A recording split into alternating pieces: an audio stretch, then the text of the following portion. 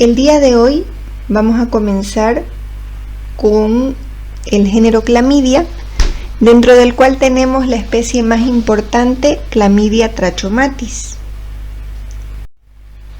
La taxonomía de esta bacteria forma parte del orden Clamidiales, familia Clamidiaceae, género Clamidia, y tiene 3 especies: Clamidia trachomatis, que es la que vamos a ver nosotros más a profundidad; Clamidia psittaci, que usualmente es en las aves; y Clamidia pneumoniae, productor de neumonías atípicas. La morfología y características generales. Estas, en una tinción de Gram, son cocobacilos Gram negativos. Sin embargo, son pleomórficos, pueden adoptar formas diferentes y no necesariamente de cocobacilos, lo que puede confundir su identificación. Por lo tanto, se utilizan otras tinciones como la tinción de Giemsa o la tinción de Maquiavelo. Son muy pequeñitas en estas dos tinciones. El problema con la tinción de Gram es que no contienen peptidoglicano, ya entonces por ello no son Gram positivas, pero además por ello complican la tinción con Gram. Son intracelulares estrictas, es decir, que sí o sí necesitan estar dentro de las células para poder reproducirse. Son inmóviles, no presentan flagelos. El cultivo de este tipo de bacteria es extremadamente difícil, prácticamente imposible. En un inicio era complicado, no sabían si se trataba de una bacteria, si se trataba de un hongo, por las diferentes características que presentaba. Sin embargo, se decidió clasificarla como una bacteria por el tipo de multiplicación que presenta, que es la fisión binaria, que es común en todas las bacterias, porque presenta a la vez ADN y ARN, y porque el tratamiento es a base de antibióticos. Tiene sensibilidad frente a algunos antibióticos, por eso se decidió que quedaba como una bacteria. El ciclo de vida. Fíjense que tiene ciclo de vida, como lo suelen tener los parásitos. Tiene el llamado cuerpo elemental, que este es el cuerpo infectante. Este ingresa, se engloba dentro de una vacuola y luego recién se transforma en el otro, que es el cuerpo reticular. Una vez que se transforma, este cuerpo reticular es el que se replica por fisión binaria. Una vez que hay la cantidad suficiente, se convierten en cuerpos elementales, y estos son liberados al exterior para nuevamente cumplir el ciclo. Entonces, el único que es capaz de reproducirse es el cuerpo reticulado, es la forma metabólicamente activa, que se replica utilizando energía de la célula y así forma nuevos cuerpos elementales que nuevamente van a infectar, mientras que el cuerpo elemental es justamente el infectante, metabólicamente inactivo, no se reproduce, pero es el que es captado por las células por endocitosis. Las características de la enfermedad que produce Clamidia trachomatis va a depender del huésped. El huésped son los humanos. Presenta inclusiones redondas, presenta ADN de plásmido, lo que le permite transferir ciertas características entre una y otra bacteria. Presenta 17 serotipos, que son conocidos como los MOMP. Es sensible a los antibióticos como las sulfonamidas y presenta cuerpos elementales que son redonditos. La epidemiología. Esta bacteria causa infecciones significativas a nivel mundial y se disemina por transmisión sexual, pudiendo ocasionar enfermedad pélvica inflamatoria, y también puede ocasionar el tracoma ocular. Se transmite de madre a hijo durante el parto, pudiendo ocasionarle al bebé neumonía neonatal o conjuntivitis, porque la bacteria se encuentra en genitales y al momento de dar a luz la mamá como el niño pasa por ese canal, puede adquirir en las mucosas la bacteria, produciendo estos tipos de infección. Casos clínicos. Si hablamos de una infección ocular, a ese nivel puede ocasionar tracoma, lo hacen los serotipos A, B y C, que es una inflamación crónica de la conjuntiva. Se ven cicatrices que lo que hacen es deformar los párpados del paciente, y al deformarse las pestañas se doblan hacia adentro. Como están dobladas hacia adentro, como cuando yo abro y cierro el ojo, y las pestañitas están prácticamente dobladas, lastimando o chocando con el ocular, puede producir daño mecánico en la córnea y ulceraciones. Si esto llega a ocurrir, si yo no trato a tiempo a mi paciente, puede haber pérdida de la vista, ya una ceguera que se considera prevenible por el hecho de que si yo detecto a tiempo clamidia, doy el tratamiento adecuado, pues ya no va a haber ese daño mecánico y por lo tanto el paciente no va a quedar ciego.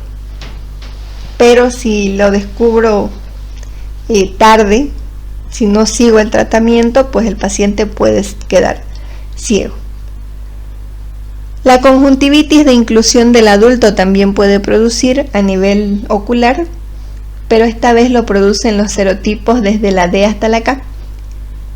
Se transmite a partir de las secreciones genitales infectadas en el 50% de los casos, que es lo que ocurre prácticamente, que el paciente tiene clamidia en genitales, manipula los genitales y luego lleva las manos a los ojos sin previo aseo, y es ahí que ocasiona la infección.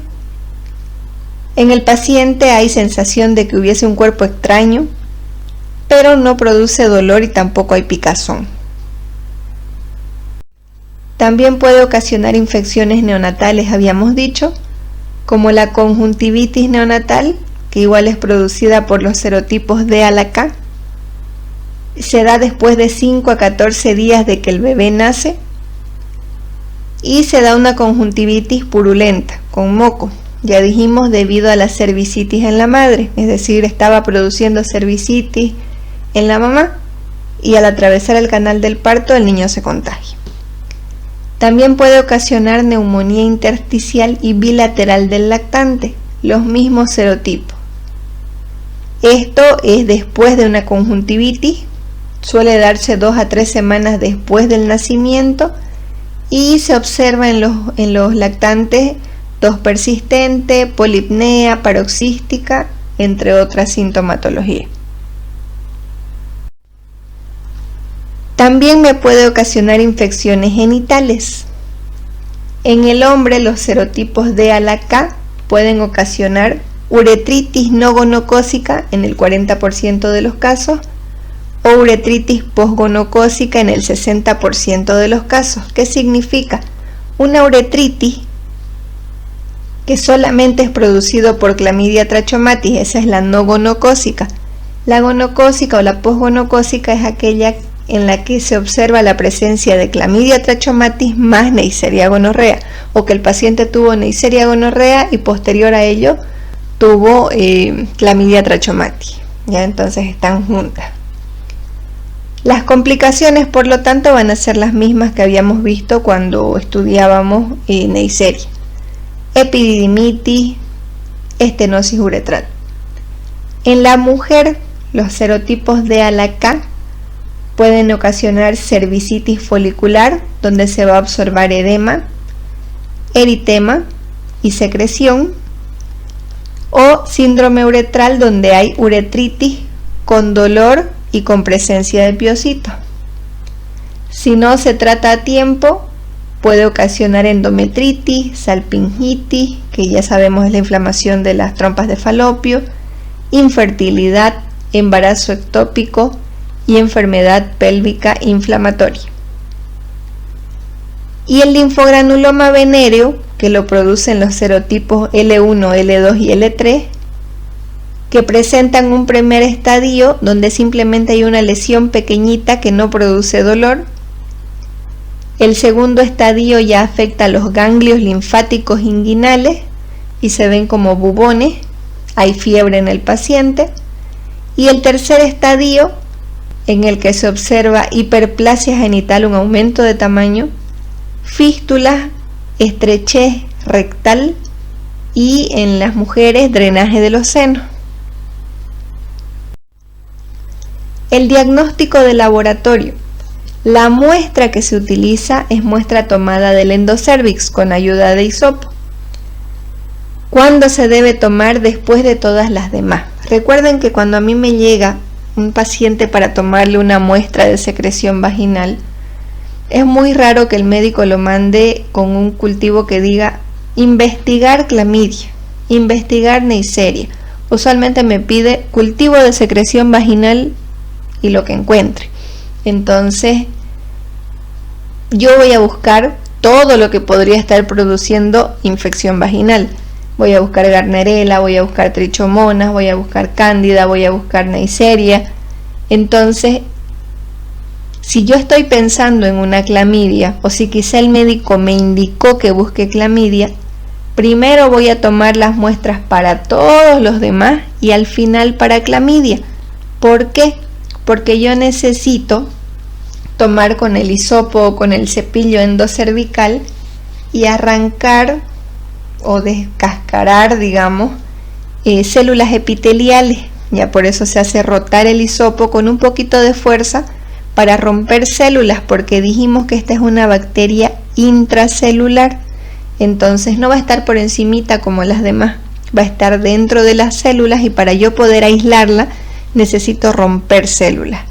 Y al hacer ese poquito de presión puedo ocasionar sangrado, que me va a interferir con mis resultados, porque si estoy leyendo, por ejemplo, un examen directo, lo hago sangrar para tomar mi muestra para clamidia y después cargo en mi solución fisiológica para mirar un examen directo, voy a ver abundantes eritrocitos y voy a decir, pucha, la paciente está sangrando.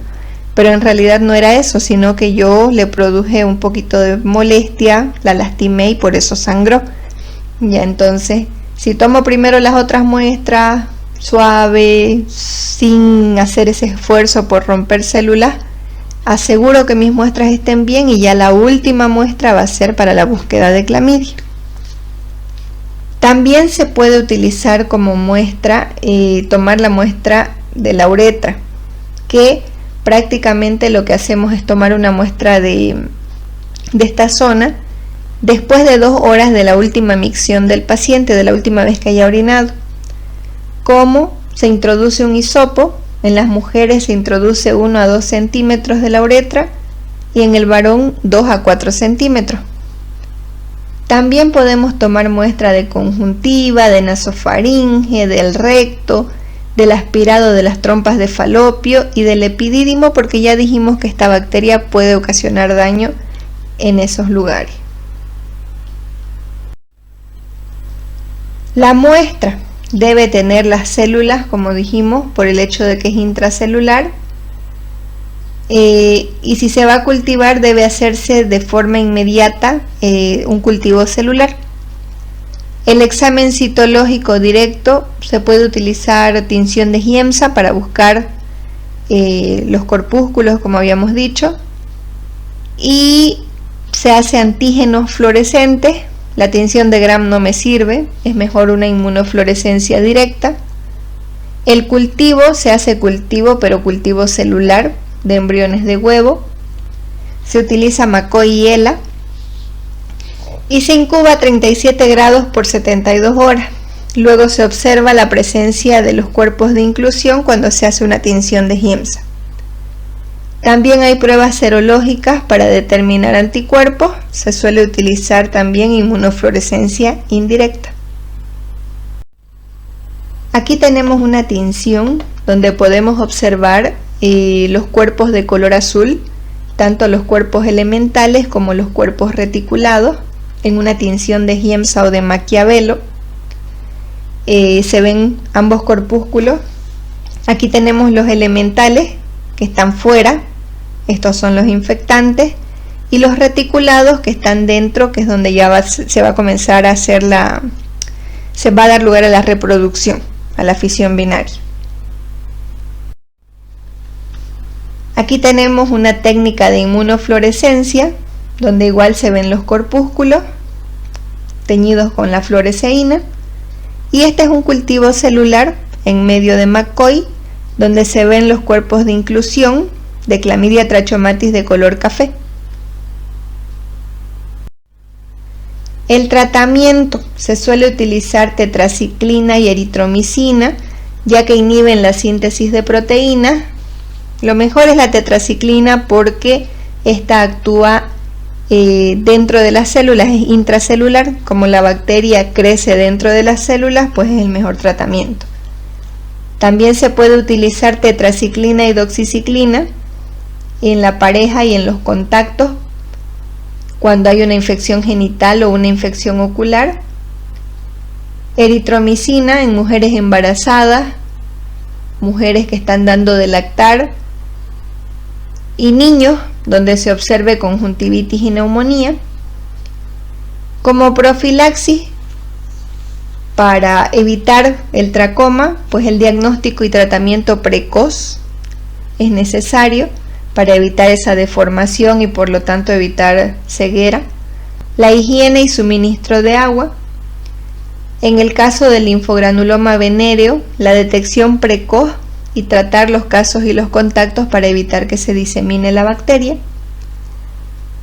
En el caso de las embarazadas, administrar tetraciclina al momento de unas horas antes del parto, para así evitar conjuntivitis y neumonía en el recién nacido al momento de atravesar el canal del parto. Otra bacteria importante es el llamado Treponema pallidum. Pertenece al reino Bacteria, filum Spirochaetes, clase Spirochaetes, orden Spirochaetales, familia Spirochaetaceae, género Treponema. El más importante aquí es el Treponema pallidum. Las características son bacilos, gram negativos. Se puede hacer tinción de Giemsa, pero si considera que ambas tinciones son malas, no me van a permitir identificar Treponema pallidum. ¿Qué es lo que se utiliza? La microscopía de campo oscuro. Ahí sí se pueden visualizar que tienen una forma de espiral, como sacacorchos se ven, en un fondo oscuro. Son largos, delgados y helicoidales. Presentan flagelos, prácticamente es un flagelo la bacteria. Son microaerófilos, crecen mejor en presencia de dióxido de carbono. Bueno, en realidad les gusta la presencia de dióxido de carbono. No resisten el calor, son muy lábiles, mueren muy rápido.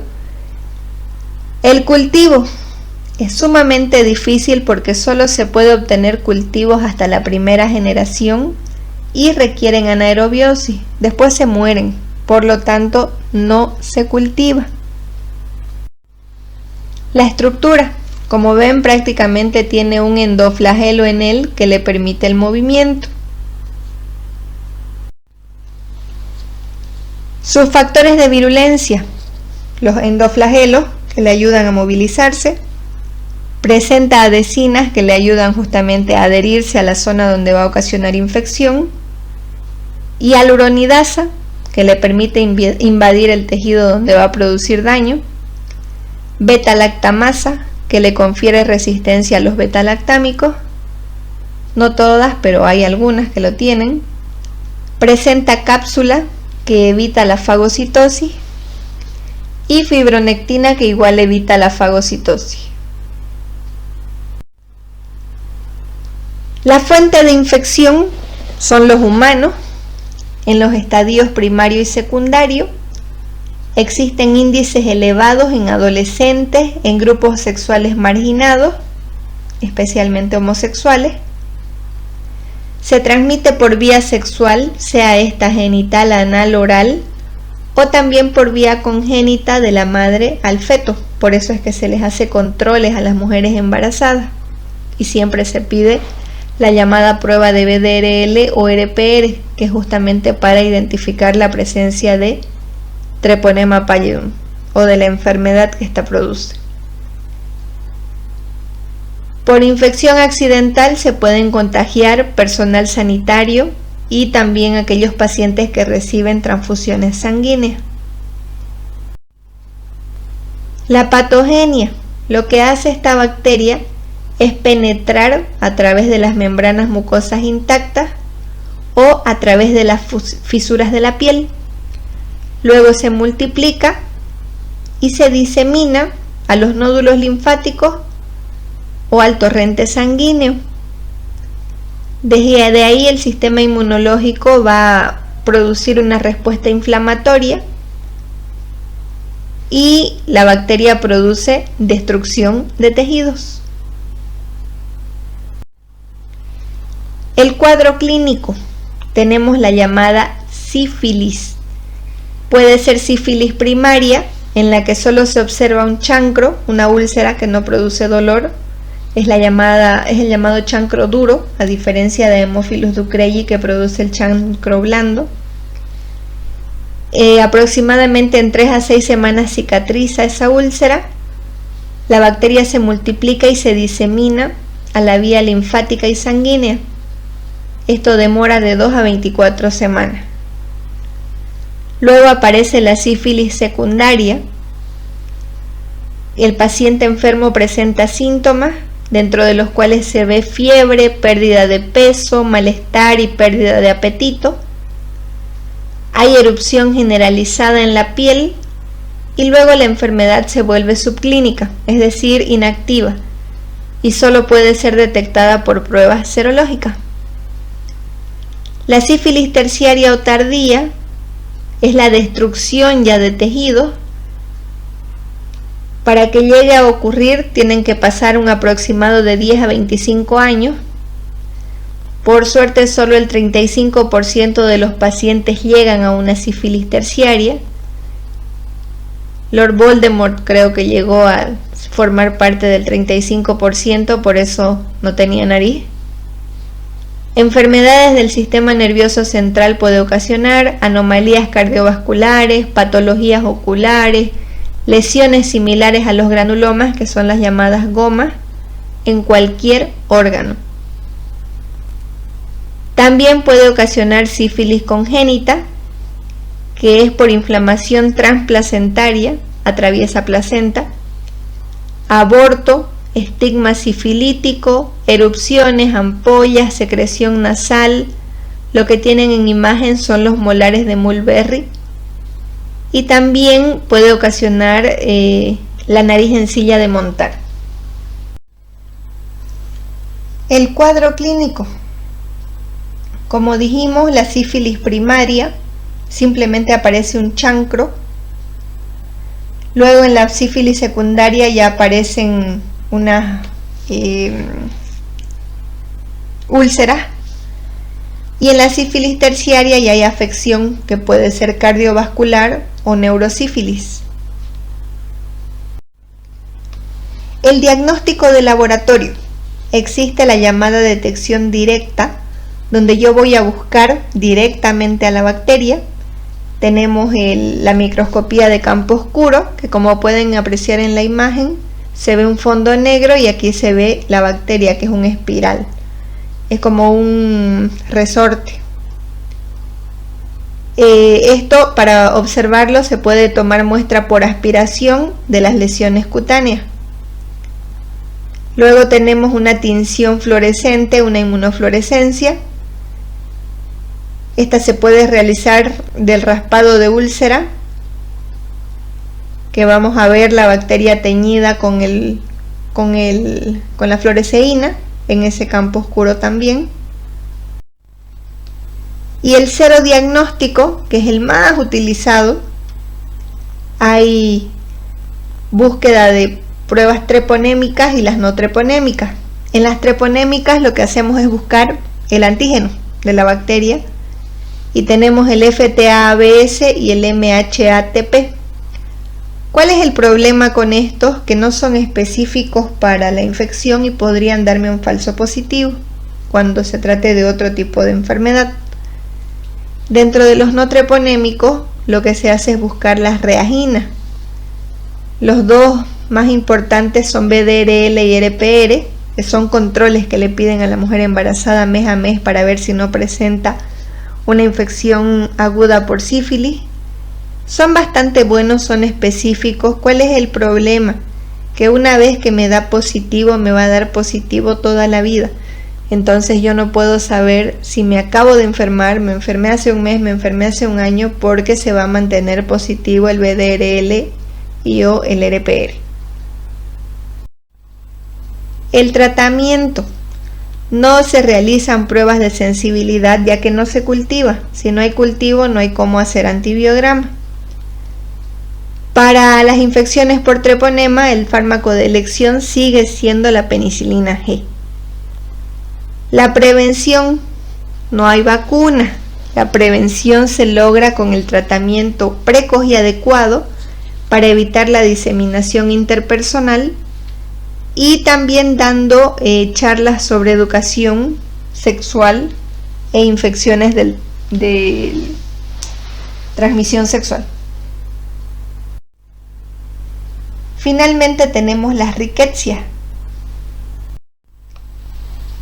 Pertenecen al dominio bacteria, filo proteobacteria, división alfa de las proteobacterias, orden Rickettsiales, familia Rickettsiaceae, género Rickettsia.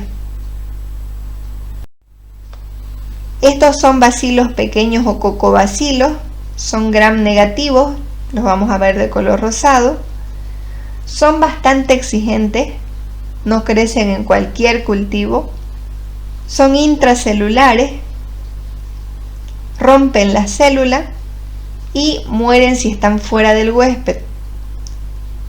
El cultivo se realiza en huevos embrionados y cultivos de tejido, pero el riesgo es muy alto. El riesgo de que la persona que realiza el cultivo se infecte es sumamente alto, por lo que casi nadie quiere cultivar Rickettsia. La epidemiología. Infecta animales salvajes a través de un insecto vector, que puede ser garrapata, pulga, y los seres humanos son huéspedes accidentales por la picadura de estos artrópodos. La patogenia. La bacteria ingresa al organismo, luego se disemina, ¿cómo ingresa? A través del vector, se disemina por vía hemática o linfática, luego se engloba por endocitosis, forma un fagosoma, libera la fosfolipasa A que destruye el fagosoma y ahí se reproducen por fisión binaria. Las características de especie. Cada una de las especies va a producir una enfermedad diferente y puede tener un vector distinto también. Dentro de las más comunes tenemos Rickettsia conori, cuyo hospedador es el perro, y ocasiona la fiebre botonosa. Su vector, la garrapata. Luego tenemos Rickettsia rickettsii, que ocasiona la fiebre de las montañas rocosas. El vector es la garrapata. Y la Rickettsia prowazekii, que ocasiona el tifus epidémico, y el vector es el piojo corporal.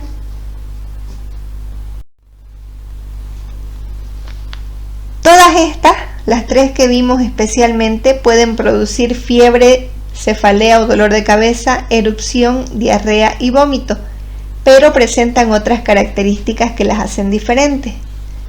La fiebre de las montañas rocosas, que es producida por Rickettsia rickettsii y se transmite a través de la garrapata, es un exantema que aparece primero en las palmas de las manos y en las plantas de los pies, es decir, en las extremidades, y desde ahí se disemina hacia el tronco. Además, el paciente tiene sensibilidad a la luz le molesta.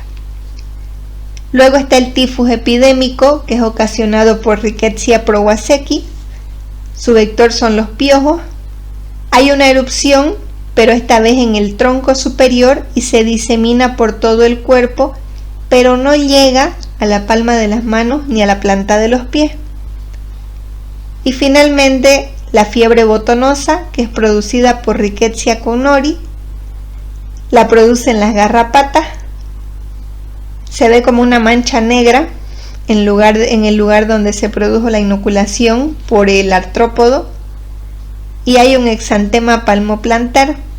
La persona suele tener miedo o molestia de la luz.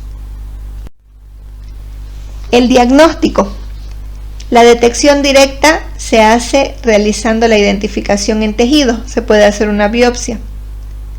En la tinción de Giemsa se ven esta asociación que se conoce como mórulas y hay presencia de fiebre. Y también tenemos la reacción en cadena de la polimerasa. El cultivo se hace en huevos embrionados y de tejidos, pero casi nadie lo quiere realizar por el riesgo de infección. Serodiagnóstico. Tenemos la reacción de Weil-Felix, inmunofluorescencia, enzimo inmunoensayo, Western blot. El tratamiento. La tetraciclina es tratamiento de elección, pero se puede también utilizar fluoroquinolonas, cloranfenicol. Y la prevención está en evitar el contacto con estos vectores. Eso sería todo por hoy. Gracias.